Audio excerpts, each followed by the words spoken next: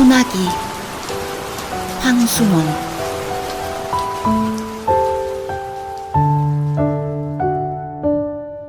소녀는 개울가에서 소녀를 보자 곧 윤초신의 증손녀 딸이라는 걸 알 수 있었다. 소녀는 개울에다 손을 잠그고 물장난을 하고 있는 것이다. 서울소는 이런 개울물을 보지 못하기나 한 듯이. 벌써 며칠째 소녀는 학교에서 돌아오는 길에 물장난이었다. 그런데 어제까지 개울 기슬에서 하더니 오늘은 징검다리 한가운데 앉아서 하고 있다. 소녀는 개울뚝에 앉아버렸다. 소녀가 비키기를 기다리자는 것이다. 요행 지나가는 사람이 있어 소녀가 길을 비켜주었다.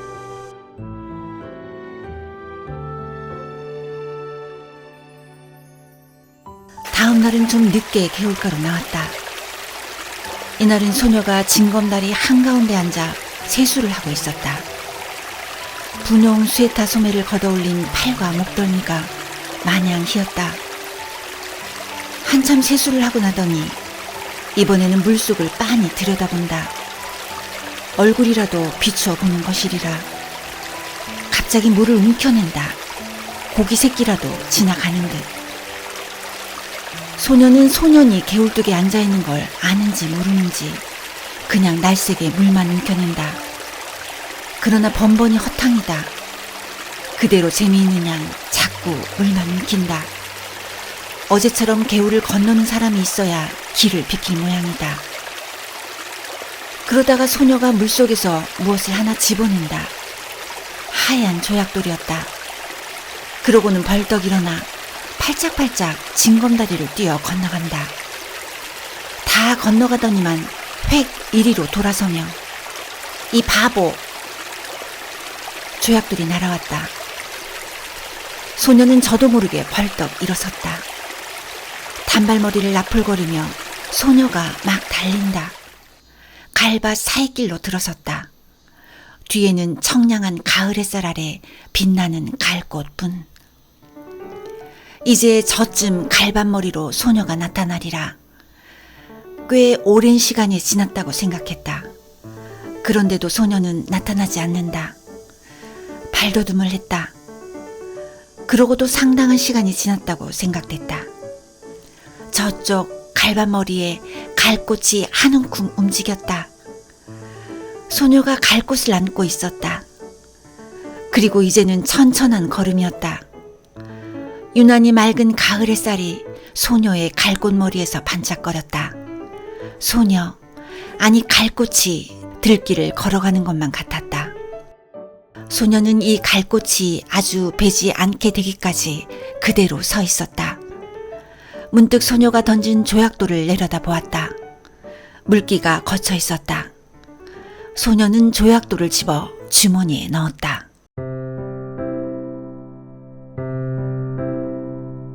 다음 날부터 좀 더 늦게 개울가로 나왔다. 소녀의 그림자가 배지 않았다. 다행이었다. 그러나 이상한 일이었다. 소녀의 그림자가 배지 않는 날이 계속될수록 소년의 가슴 한구석에는 어딘가 허전함이 자리 잡는 것이었다. 주머니 속 조약돌을 주무르는 버릇이 생겼다. 그러한 어떤 날, 소녀는 전에 소녀가 앉아 물장난을 하던 징검다리 한가운데 앉아보았다. 물속에 손을 잠갔다. 세수를 하였다. 물속을 들여다보았다. 검게 탄 얼굴이 그대로 비치었다. 싫었다. 소녀는 두 손으로 물속의 얼굴을 움키었다. 몇 번이고 움키었다. 그러다가 깜짝 놀라 일어나고 말았다. 소녀가 이리로 건너오고 있지 않은가? 숨어서 내가 하는 일을 엿보고 있었구나. 소녀는 달리기 시작했다. 디딤돌을 헛디뎠다. 한 발이 물속에 빠졌다. 더 달렸다. 몸을 가릴 데가 있어줬으면 좋겠다. 이쪽 길에는 갈밭도 없다. 메밀밭이다. 전에 없이 메밀꽃 냄새가 짜릿하니 코를 찌른다고 생각됐다. 미간이 아찔했다. 찝찝한 액체가 입술에 흘러들었다. 코 피었다. 소녀는 한 손으로 코피를 훔쳐내면서 그냥 달렸다. 어디선가 바보 바보 하는 소리가 자꾸만 뒤따라오는 것 같았다.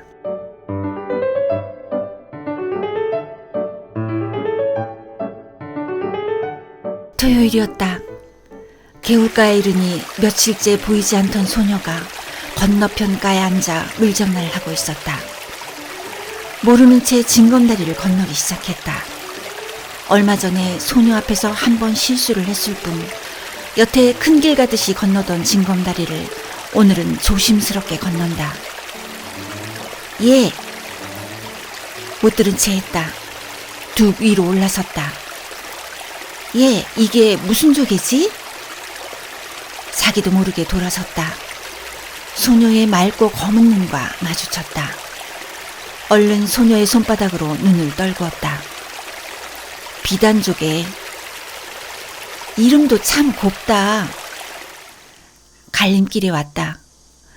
여기서 소녀는 아래편으로 한 산마장, 소녀는 위쪽으로 한 10리 가까운 길을 가야 한다. 소녀가 걸음을 멈추며 너 저 산 너머 가본 일 있니? 벌 끝을 가리켰다. 없다. 우리 가보지 않으련? 시골에 오니까 혼자서 심심해 못 견디겠다. 저래봬도 멀다. 멀면 얼마나 멀기에? 서울에 있을 땐 사뭇 먼 데까지 소풍 갔었다. 소녀의 눈이 금세 바보 바보 할 것만 같았다. 눈 사이길로 들어섰다. 벼 가을거지하는 곁을 지났다. 허수아비가 서 있었다.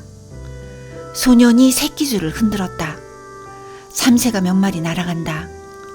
참, 오늘은 일찍 집으로 돌아가 텃논에 참새를 봐야 할걸 하는 생각이 든다. 야, 재밌다. 소녀가 허수아비 줄을 잡더니 흔들어댄다. 허수아비가 우쭐거리며 춤을 춘다. 소녀의 왼쪽 볼에 살포시 보조개가 패었다. 저만치 허수아비가 또 서 있다. 소녀가 그리로 달려간다. 그 뒤를 소년도 달렸다. 오늘 같은 날은 일찌감치 집으로 돌아가 집안일을 도와야 한다는 생각을 잊어버리기라도 하려는 듯이. 소녀의 곁을 스쳐 그냥 달린다. 메뚜기가 따끔따끔 얼굴에 와 부딪힌다. 쪽빛으로 한껏 개인 가을 하늘이 소년의 눈앞에서 매물돈다. 어지럽다. 저놈의 독수리, 저놈의 독수리, 저놈의 독수리가 매물돌고 있기 때문이다. 돌아다 보니 소녀는 지금 자기가 지나쳐온 허수아비를 흔들고 있다. 좀 전 허수아비보다 더 우쭐거린다. 논이 끝난 곳에 도랑이 하나 있었다. 소녀가 먼저 뛰어 건넜다. 거기서부터 산 밑까지는 밭이었다. 수숫단을 세워놓은 밭머리를 지났다. 저게 뭐니? 원두막. 여기 참외 맛있니? 그럼 참외 맛도 좋지만 수박 맛은 더 좋다. 하나 먹어봤으면. 소년이 참외구루에 심은 무밭으로 들어가 무두 밑을 뽑아왔다. 아직 밑이 덜 들어 있었다.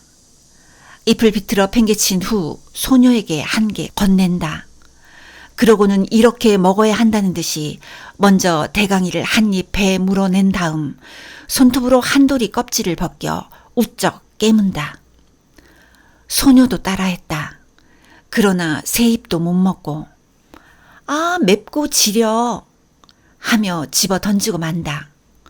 참 맛없어 못 먹겠다. 소년이 더 멀리 팽개쳐 버렸다.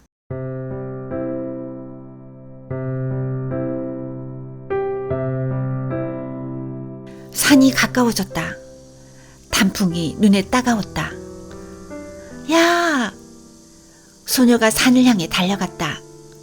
이번엔 소년이 뒤따라 달리지 않았다. 그러고도 곧 소녀보다 더 많은 꽃을 꺾었다. 이게 들국화, 이게 쌀이꽃, 이게 도라지꽃. 도라지꽃이 이렇게 예쁜 줄은 몰랐네. 난 보랏빛이 좋아. 근데 이 양상같이 생긴 노란 꽃이 뭐지? 마타리꽃. 소녀는 마타리꽃을 양산받듯이 해 보인다. 약간 상기된 얼굴에 살포시 보조개를 떠올리며. 다시 소녀는 꽃 한 움큼을 꺾어왔다. 싱싱한 꽃가지만 골라 소녀에게 건넨다. 그러나 소녀는 하나도 버리지 말어. 산마룻개로 올라갔다. 맞은편 골짜기에 오순도순 초가집이 면 모여 있었다. 누가 말한 것도 아닌데 바위에 나란히 걸터 앉았다. 주위가 조용했다. 따가운 가을 햇살만이 말라가는 풀냄새를 퍼뜨리고 있었다. 저건 또 무슨 꽃이지? 적잖이 비탈진 곳에 칡넝쿨이 엉켜 끝물꽃을 달고 있었다. 꽃 등꽃 같네. 서울 우리 학교에 큰 등나무가 있었단다. 저 꽃을 보니까 등나무 밑에서 놀던 동무들 생각이 난다. 소녀가 조용히 일어나 비탈진 곳으로 간다. 꽃송이가 달린 줄기를 잡고 끊기 시작한다. 좀처럼 끊어지지 않는다. 안간힘을 쓰다가 그만 미끄러지고 만다. 칡덩쿨을 그어쥐었다. 소년이 놀라 달려갔다. 소녀가 손을 내밀었다. 손을 잡아 이끌어 올리며 소녀는 제가 꺾어다 줄 것을 잘못했다고 뉘우친다. 소녀의 오른쪽 무릎에 핏방울이 내맺혔다. 소녀는 저도 모르게 생채기에 입술을 가져다 대고 빨기 시작했다. 그러다가 무슨 생각을 했는지 획 일어나 저쪽으로 달려간다. 좀 만에 숨이 차 돌아온 소녀는 이걸 바르면 낫는다. 송진을 생채기에다 문질러 바르고는 그 다름으로 칡덩쿨이 있는 대로 내려가 꽃 달린 몇 줄기를 이빨로 끊어가지고 올라온다. 그러고는 저기 송아지가 있다. 그리 가보자.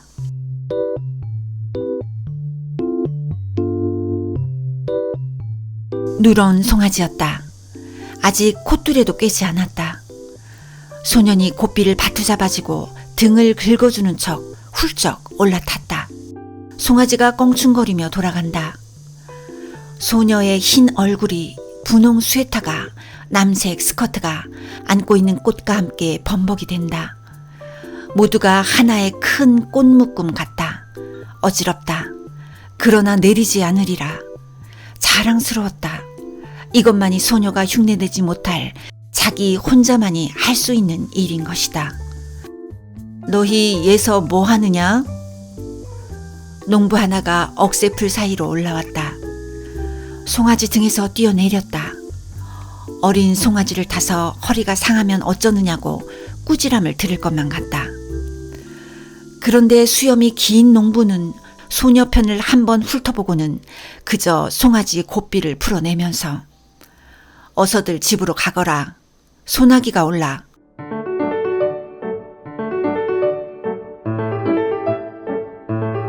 참 먹장구름 한 장이 머리 위에 와 있다. 갑자기 사면이 소란스러워진 것 같다.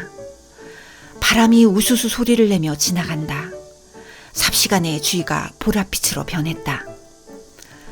산을 내려오는데 떡갈나무 잎에서 빗방울 듣는 소리가 난다.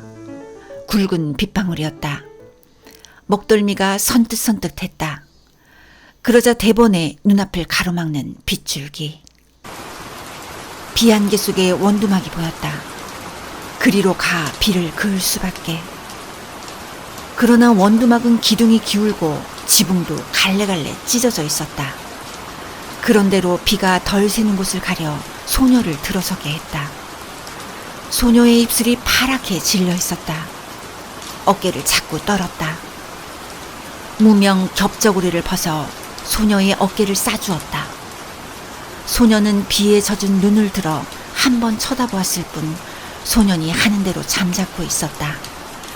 그러면서 안고 온 꽃묶음 속에서 가지가 꺾이고 꽃이 일그러진 송이를 골라 발밑에 버린다. 소녀가 들어선 곳도 비가 새기 시작했다. 더 거기서 비를 그을 수 없었다. 밖을 내다보던 소년이 무엇을 생각했는지 수수밭 쪽으로 달려간다. 세워놓은 수숫단 속을 뒤집어 보더니 옆에 수숫단을 날라다 덧세운다. 다시 속을 뒤집어 본다. 그러고는 소녀 쪽을 향해 손짓을 한다. 수숫단 속은 비는 안 새었다. 그저 어둡고 좁은 게 안 됐다. 앞에 나앉은 소녀는 그냥 비를 맞아야만 했다. 그런 소년의 어깨에서 김이 올랐다. 소녀가 속삭이듯이 이리 들어와 앉으라고 했다. 괜찮다고 했다. 소녀가 다시 들어와 앉으라고 했다.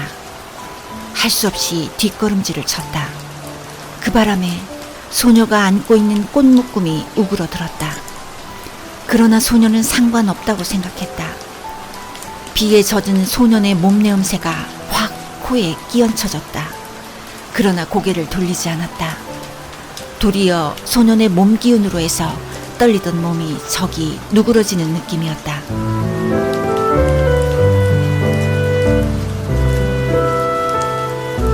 소란하던 수순잎 소리가 뚝 그쳤다. 밖이 멀게졌다. 수숫단 속을 벗어나왔다. 멀지 않은 앞쪽에 햇빛이 눈부시게 내리붙고 있었다. 도랑이 있는 곳까지 와보니 엄청나게 물이 불어 있었다. 빛마저 제법 붉은 흙탕물이었다. 뛰어 건너갈 수가 없었다. 소년이 등을 돌려댔다. 소녀가 순순히 엎였다. 걷어올린 소년의 잠방에까지 물이 올라왔다. 소년은 어머나 소리를 지르며 소년의 목을 끌어안았다. 개울가에 다다르기 전에 가을 하늘이 언제 그랬는가 싶게 구름 한 점 없이 쪽빛으로 개어 있었다.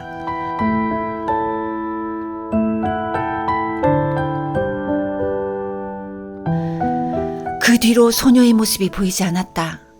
매일같이 개울가로 달려와 봐도 뵈지 않았다. 학교에서 쉬는 시간에 운동장을 살피기도 했다. 남몰래 5학년 여자반을 엿보기도 했다. 그러나 보이지 않았다. 그날도 소녀는 주머니 속 흰 조약돌만 만지작거리며 개울가로 나왔다. 그랬더니 이쪽 개울뚝에 소녀가 앉아있는 게 아닌가? 소녀는 가슴부터 두근거렸다. 그동안 알았다. 알아보게 소녀의 얼굴이 해쓱해져 있었다. 그날 소나기 맞은 탓 아냐? 소녀가 가만히 고개를 끄덕였다. 이제 다 낫냐? 아직도. 그럼 누워 있어야지. 하도 갑갑해서 나왔다. 그날 참 재미있었어. 근데 그날 어디서 이런 물이 들었는지 잘 쥐지 않는다. 소녀가 분홍 스웨터 앞자락을 내려다본다. 거기에 검붉은 진흙물 같은 게 들어있었다. 소녀가 가만히 보조개를 떠올리며 이게 무슨 물 같니? 소녀는 스웨터 앞자락만 바라보고 있었다. 네, 생각해냈다. 그날 도랑을 건널 때 내가 엎인 일 있지? 그때 네 등에서 옮은 물이다. 소녀는 얼굴이 확 달아오름을 느꼈다. 갈림길에서 소녀는 저 오늘 아침에 우리 집에서 대추를 땄다? 내일 제사 지내려고. 대추 한 줌을 내어준다. 소녀는 주춤한다. 맛봐라. 우리 증조 할아버지가 심었다는데 아주 달다. 소녀는 두 손을 오그려 내밀며 참 알도 굵다. 그리고 우리 이번에 제사 지내고 나서 좀 있다 집을 내주게 됐다. 소녀는 소녀네가 이사 오기 전에 벌써 어른들의 이야기를 들어서 윤초씨 손자가 서울서 사업에 실패해가지고 고향에 돌아오지 않을 수 없게 됐다는 걸 알고 있었다. 그것이 이번에는 고향집마저 남의 손에 넘어가게 된 모양이었다. 왜 그런지 난 이사 가는 게 싫어졌다. 어른들이 하는 일이니 어쩔 수 없지만. 전에 없이 소녀의 까만 눈에 쓸쓸한 빛이 떠돌았다. 소녀와 헤어져 돌아오는 길에 소녀는 혼자 속으로 소녀가 이사 간다는 말을 수없이 되뇌어 보았다. 뭐 그리 안타까울 것도 서러울 것도 없었다. 그렇건만 소녀는 지금 자기가 씹고 있는 대추 알의 단맛을 모르고 있었다. 이날 밤 소녀는 몰래 덕세 할아버지네 호두밭으로 갔다. 낮에 봐두었던 나무로 올라갔다. 그리고 봐두었던 가지를 향해 작대기를 내리쳤다. 호두송이 떨어지는 소리가 별나게 크게 들렸다. 가슴이 선뜩했다. 그러나 다음 순간 굵은 호두야 많이 떨어져라, 많이 떨어져라. 저도 모를 힘에 이끌려 마구 작대기를 내리치는 것이었다. 돌아오는 길에는 열 이틀다리 지우는 그늘만 골라 짚었다. 그들의 고마움을 처음 느꼈다. 불룩한 주머니를 어루만졌다. 호두송이를 맨손으로 가져가다가는 옴이 오르기 쉽다는 말 같은 건 아무렇지도 않았다. 그저 근동에서 제일 가는 이 덕세 할아버지네 호두를 어서 소녀에게 맛보여야 한다는 생각만이 앞섰다. 그러다 아차 하는 생각이 들었다. 소녀더러 병이 좀 낫거들랑 이사 가기 전에 한번 개울가로 나와달라는 말을 못해둔 것이었다. 바보 같은 것, 바보 같은 것.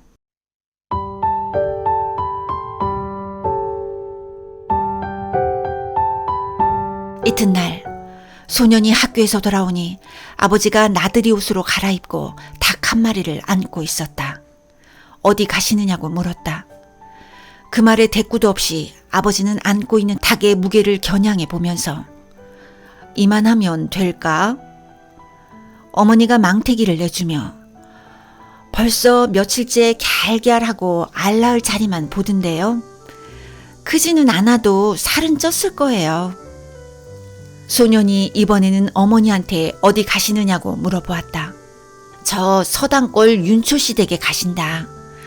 제사상이라도 놓으시라고. 그럼 큰 놈으로 하나 가져가지. 저 얼룩 수탉으로. 이 말에 아버지는 허허 웃고 나서 임마 그래도 이게 실속이 있다. 소녀는 공연히 열적어 책보를 집어던지고는 외양간으로 가 쇠잔등을 한번 철썩 갈겼다. 쇠팔이라도 잡는 척.